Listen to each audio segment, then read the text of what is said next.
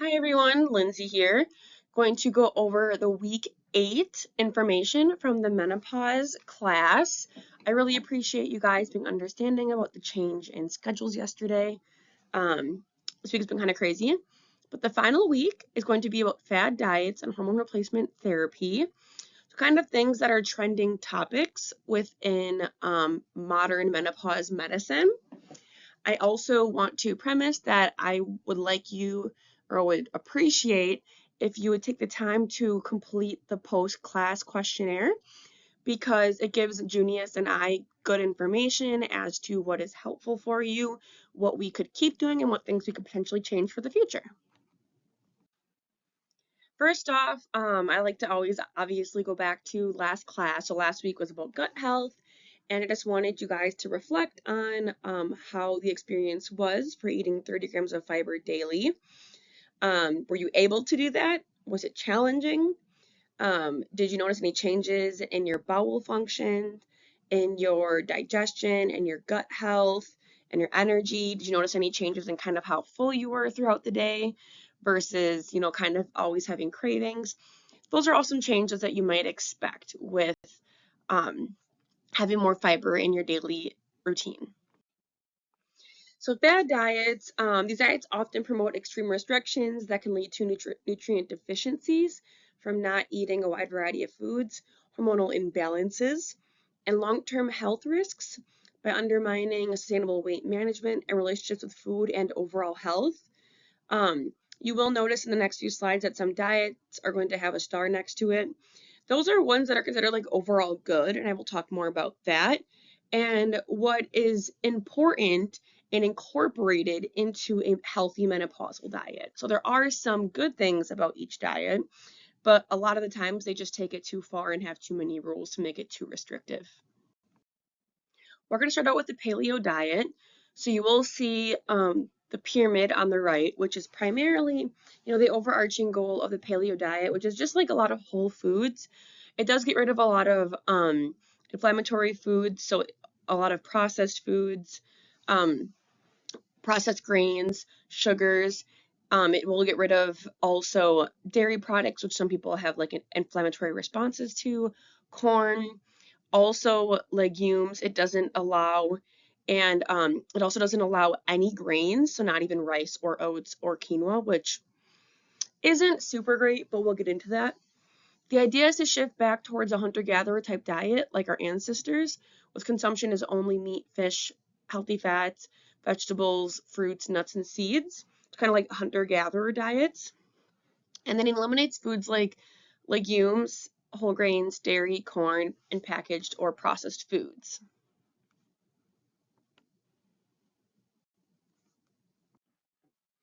So it does do a great job at supporting the consumption of whole foods and encouraging eating more whole nutrient dense foods like meats, fish, vegetables, fruits, seeds, avocados, oils, which obviously are all very health promoting. It does a great job at eliminating processed foods, which are commonly overconsumed in the standard American diet and lead to weight gain, metabolic issues, and increased risk of health conditions.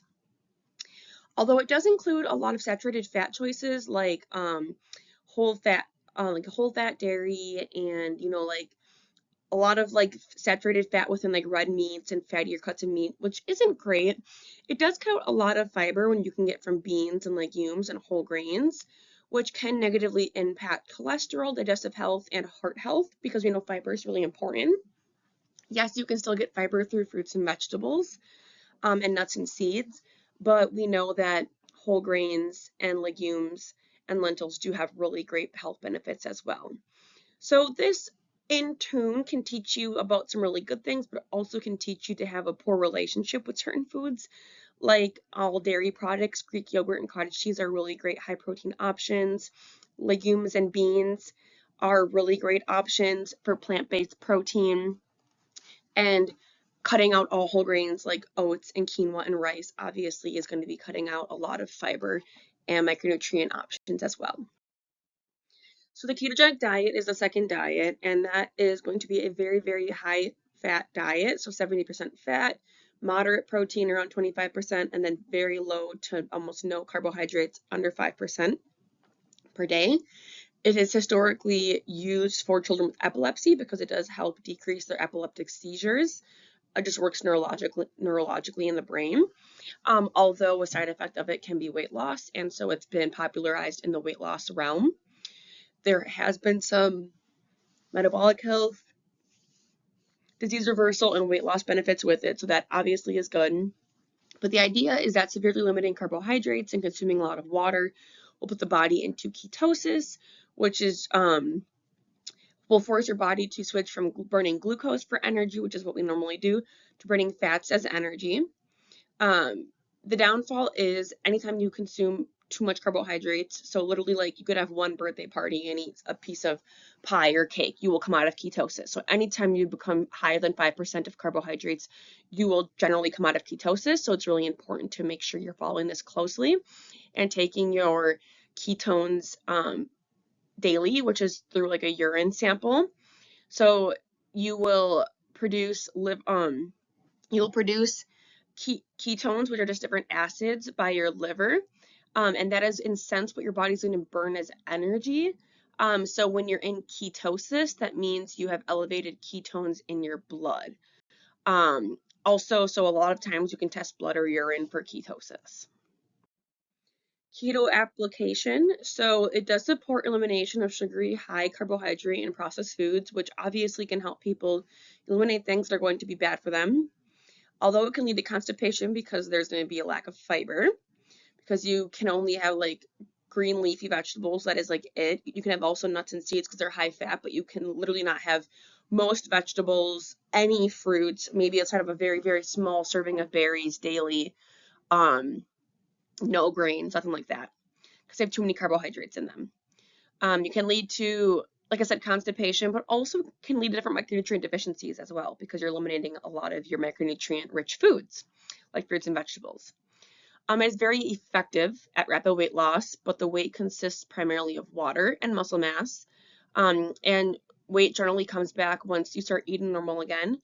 So even if you just go back to eating normal one day, you're generally going to come out of ketosis and your body is going to start retaining water again because carbohydrates will retain water. That's just how they work. Which is why athletes need to consume so many carbs so their muscles stay hydrated. So a lot of people will use this temporarily, like maybe the week leading up to like a special event just to get like inflammation gone. But it is going to come back. Like it will come back.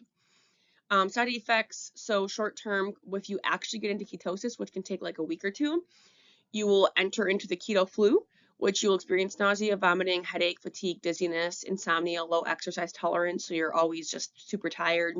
You can't exercise, like just walking is exhausting, constipation and bad breath, and that is because your body is physiologically changing how it functions. It is trying to go from running off of glucose to running off of leftover acids and ketones. So long term could be hepatic stenosis, so buildup of fat in the liver, hypoproteinemia, that'd be just low protein levels, because obviously you are eating primarily fat, you can underconsume protein. And then you can also get kidney stones, different micronutrient deficiencies, high cholesterol from eating a lot of the saturated fats, like in the meats. And then heart disease, and you can also develop a poor relationship with food because you start seeing like anything that has carbohydrates in it as bad for you and equaling weight gain. Next is the low carb diet, which we honestly talk about quite a bit in this class. And this is a pretty solid diet for menopausal women. It prioritizes eating protein, non-starchy vegetables, healthy fats, and small to moderate amounts of carbohydrates like starchy vegetables, fruit, and whole grains. It does limit carbohydrates, whether they're good or bad. So yes, you are going to be limiting whether it's, apples or, like sweet potatoes and quinoa and oats, things like that. You're going to be limiting them, but you're also going to be limiting other ultra processed foods as well. So it does kind of help people prioritize more of the fibrous foods and more of the protein rich foods. You want to see only around 30 to 40% of daily calories from carbohydrate sources. And then obviously when you are choosing carbohydrate sources, trying to use more of the whole nutrient dense foods like your whole grains, your fruits, and your starchy vegetables. and is commonly used as a weight loss diet due to its ability to improve type 2 diabetes, insulin resistance, and metabolic syndrome. Carbohydrates are the body's main source of energy, especially during exercise. Most people do well with around 30 to 40% of their daily calories coming from carbohydrates, depending on your intensity of exercise. If you're just an average person, this honestly is a really solid diet for you. Obviously, if you are super active, like you're training for some sort of like half marathon or something, you want more carbohydrates than that. But if you're just a person trying to maintain a healthy weight, maintain good metabolic health, low carb diet is a pretty good option. It's helpful, like I said, for weight loss, managing or reversing insulin resistance, and other chronic diseases. It does encourage consumption of nutrient-dense foods that are high in vitamins and minerals, fiber, and antioxidants, like non-starchy vegetables, nuts, seeds, and small to moderate amounts of whole grains, fruits, and starchy vegetables. A lot of people overconsume ultra-processed food and just like really high carbohydrate, snacky, sweet treats. So that is a lot of the times where people get their weight gain is because they're consuming those very calorie dense, rich, ultra processed foods. So obviously with this diet, you limit that. So that kind of is a helpful tool for you to limit those things as well. It also encourages higher protein and vegetable intake, which supports muscle and bone density, digestion, energy, and injury prevention as well. Next is intermittent fasting. So there's different types of fasting. You can choose between like eating 6 hours a day, fasting for 18. A more traditional one is going to be fasting for 16, eating for 8. Some people do 24-hour fasts. Some eat 5 days and then eat one meal for 2 days. Some skip 24 to 48 hours for food as a whole. A lot of this can be for religious purposes, but there's a lot of different ways you can do it. So it switches between just having a fasted time and an unfasted time. It does not regulate what you eat, it just regulates when you eat. The thought is you will exhaust your sugar stores and start going into burned stored fat, which is known as metabolic switching, when you have time of fasting. And it has been associated with improved thinking and memory, heart health, physical performance, type 2 diabetes, and obesity. So there are some benefits to fasting. Application of it is fasting, we've talked about in class, is beneficial, absolutely, but you can receive the benefits from 12 hours of fasting, which naturally occurs when you're sleeping, so stop eating after dinner and then just eat breakfast when you're hungry the next morning. Long fastings can lead to unsafe blood sugar drops, especially if women don't tolerate those as well, especially if you're a menopausal woman, because your hormones are fluctuating already, so your insulin and all those things are going to be fluctuating, and your blood sugar is going to be a little bit more unstable. And fasting is generally just handled better in males than females. Like men can also tolerate fasted exercise a lot better than females. Long periods of fasting does not follow hunger cues, which can lead to poor relationship with your food and your body, also leading to a binge restriction cycle, or you just, telling yourself like, if I'm hungry or if I feel like my stomach's empty, I'm going to be getting skinnier. And if I eat, then I'm losing. It does put your body though in a calorie deficit by minimizing snacking and grazing. A lot of people do extra snacking and grazing, especially at night. So that can be a benefit.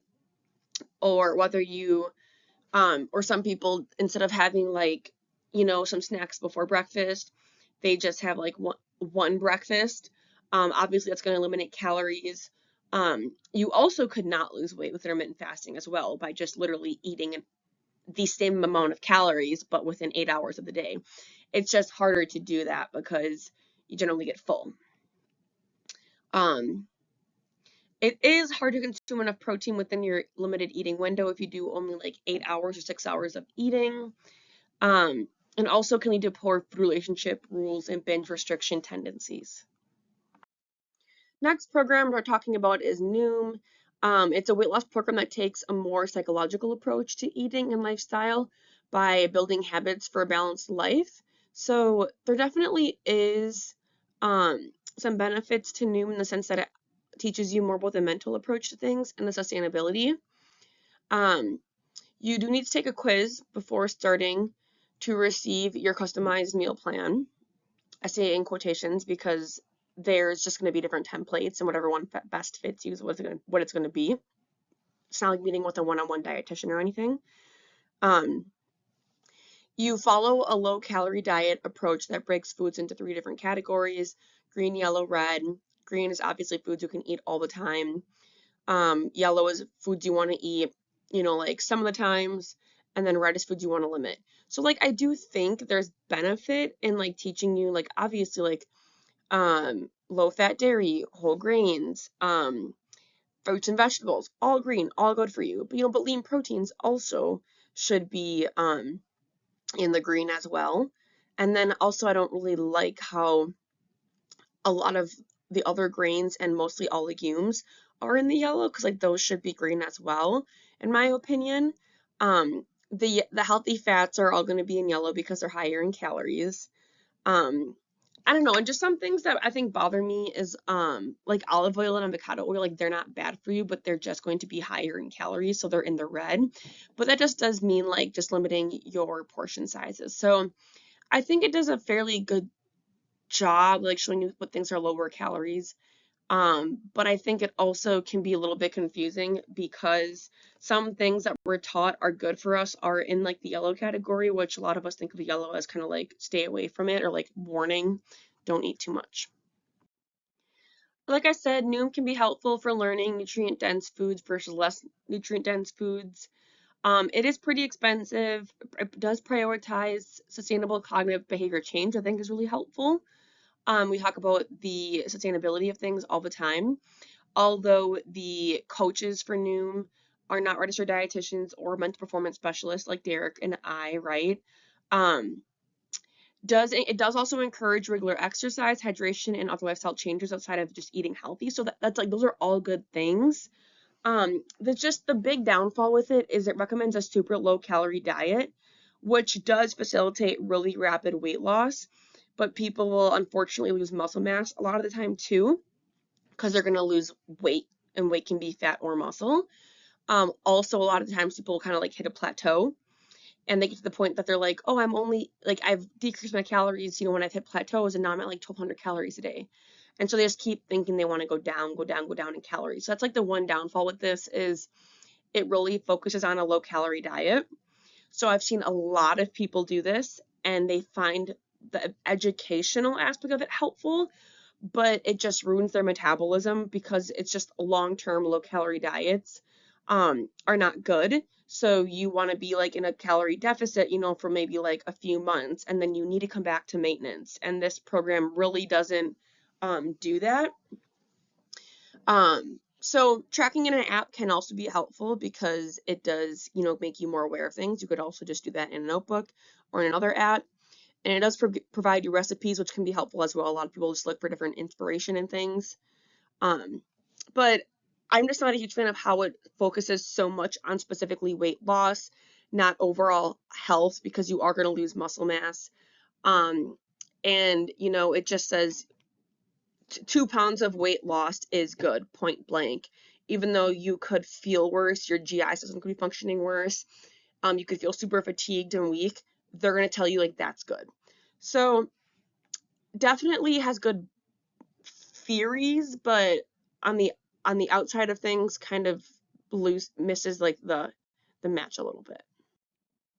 So Weight Watchers is another program like Noom, helps you track foods by utilizing points instead of calories. So the basic point system, foods are assigned to points are assigned to foods. So like you will have zero point foods, which is usually like your fruits, vegetables, lean proteins, things like that, things that can be eaten a lot and very frequently. There will also be points associated to foods based upon their calories, their protein, sugar, saturated fats, things like that. And you're going to get a daily budget in addition to also a weekly budget that can be more for allowing the flexibility of things. I do hear people like the fact that it allows for a lot more flexibility. Um, So the benefit with that is it does teach you like what are good foods versus like more nutritious foods slash lower calorie and just like more nutrient dense versus higher calorie and less nutrient dense foods. That's a positive. Um, Although the point system is it doesn't go off of calories, like it doesn't transition to anything, so it doesn't really tell you like this is how much protein is in something, this is how much fiber is in something. It just gives you points. And so I've noticed with people is when they follow it, it works really well, but when they don't follow it, they don't know how to transition the point methodology into real life because the equation within the app just like gives each food, this is 3 points, this is 1 point, this is 0 points.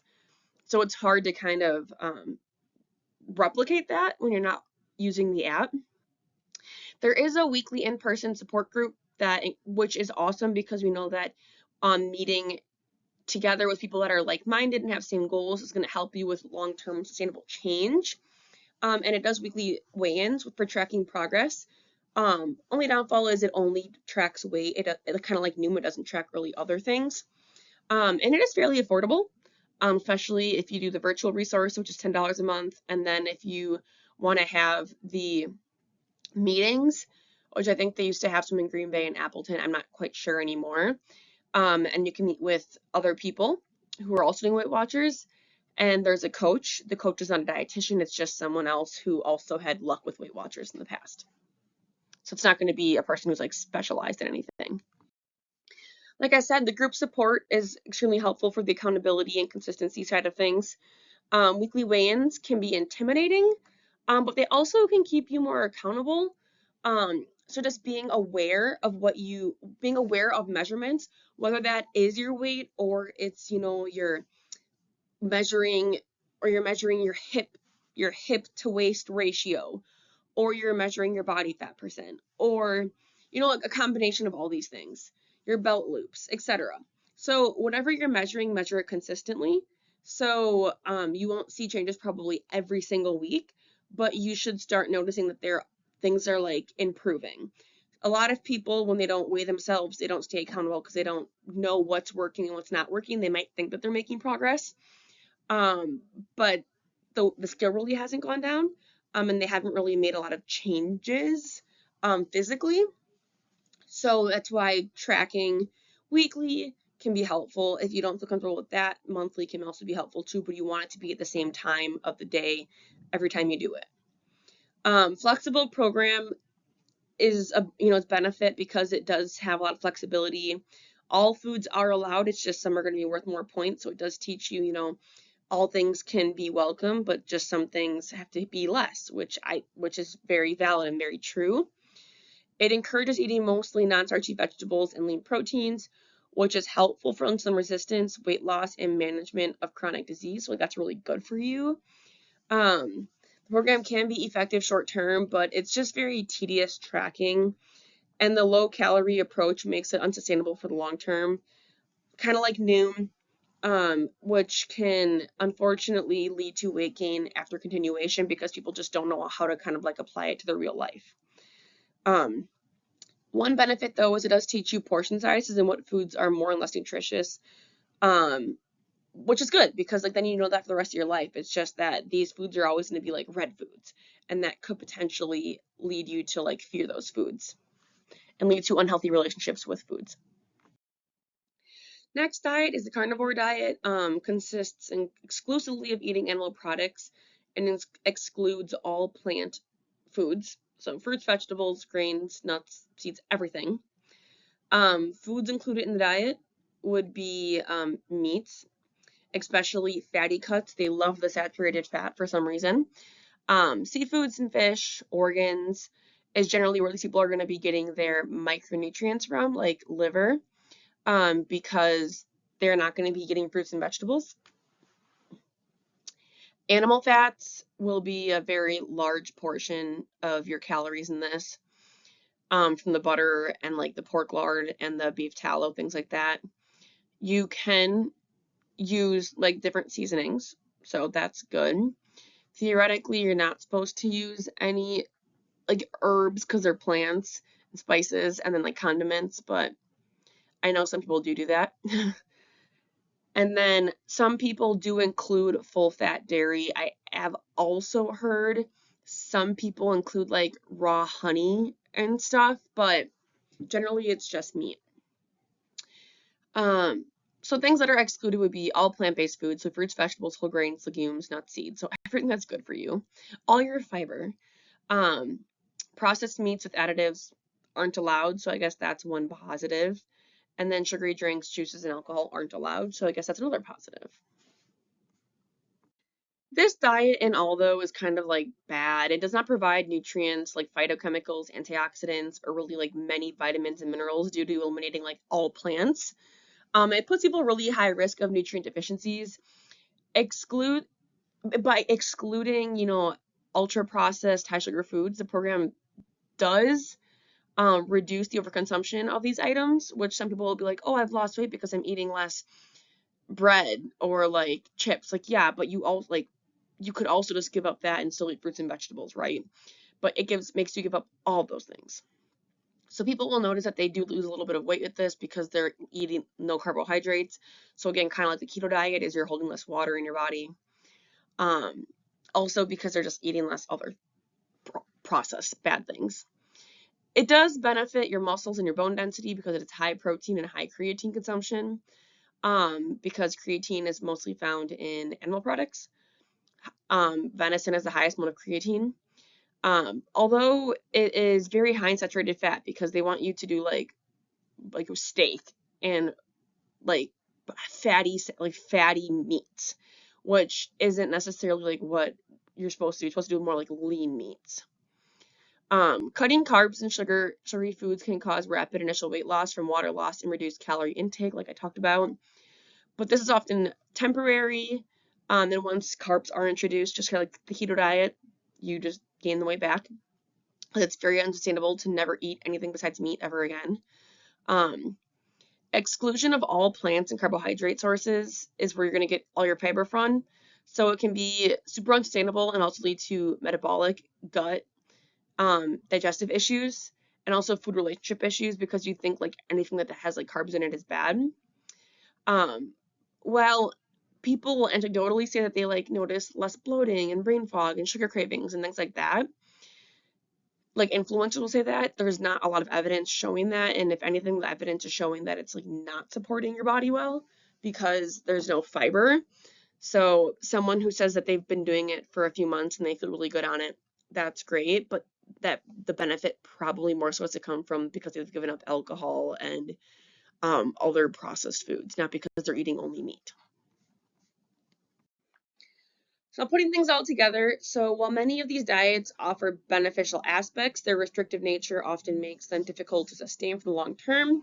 So when combining some of the positive attributes together from different diets, we find a very nutritious, flexible, and sustainable eating plan. So things you want to look for would be a lot of vegetables and fruits for phytonutrients, antioxidants, fiber, vitamins, minerals, things like that. Complex high fiber carbs in low to moderate amounts. Carbs being around 40% of your diet or less. Getting ample protein through animal, but also plant-based products. Um, Prioritizing other lifestyle habits outside of just nutrition, like hydration, exercise, sleep, stress management, things like that, can be beneficial for overall weight management and wellness. Being in a calorie deficit and obviously watching your portions and things like that is going to be helpful for you to make sure that you're going to keep losing weight because you need to be in a calorie deficit to lose weight.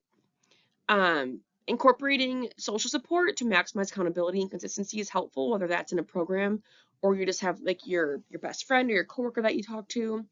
That's going to allow you to have the long-term sustainability. And then lastly is having all of it be like 90% of the time you're trying to eat these whole nutrient dense foods, but you're still allowing flexibility 10% of the time. So you're still getting those things, it's just you can't have them super often.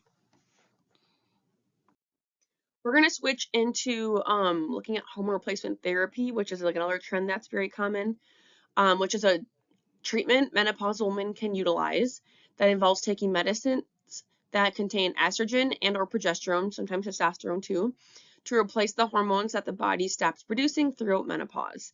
So use this for HRT, so hormone replacement therapy.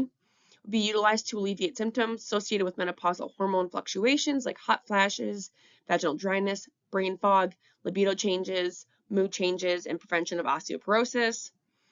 Risk factors and side effects of HRT, just like every medicine is going to have a side effect. It's good to know about these things with your doctor. Common, less severe side effects would be nausea, breast tenderness, GI issues, bloating, mood changes, things like that. So you're just going to have to play around with different dosages with your doctor. Severe long-term potential risks would be increased risk of blood clots, stroke, heart disease, breast and endometrial cancer, and then just and that would be in specific circumstances. That's not every single person, but that's something your doctor is going to obviously like look at your health history and your family history for. One benefit is that this past year, hormone replacement therapy has actually got rid of the black box label, so it's not considered like an absolute no. Black box is like a really bad label, so you don't want that. So they got rid of that, so it makes it a little bit more encouraging for insurance companies to cover it and doctors to feel comfortable prescribing it. There are different types of hormone replacement therapy. So there's different implants, there's topical creams, gels and sprays, tablets and pills like a medicine, skin patches, vaginal rings, creams, suppositories, things that would primarily be more local to like your gut, your bowel movements, your vaginal dryness, things like that. Every woman is unique and will require individualized protocols for usage and dosing, and that needs to be maintained by a provider. So it's not good to just go on these things without seeing your provider first. There is systemic estrogen therapy, so that would be more of your tablets, skin patches, gels, sprays, infusions, and/or ring implants that are used to treat systemic symptoms like mood, thermoregulation, so your hot flashes or your night sweats, and then bone density changes. And then there's more of the local vaginal therapy. So like I said, more for vaginal dryness, UTIs, urinary discomfort, constipation, things like that.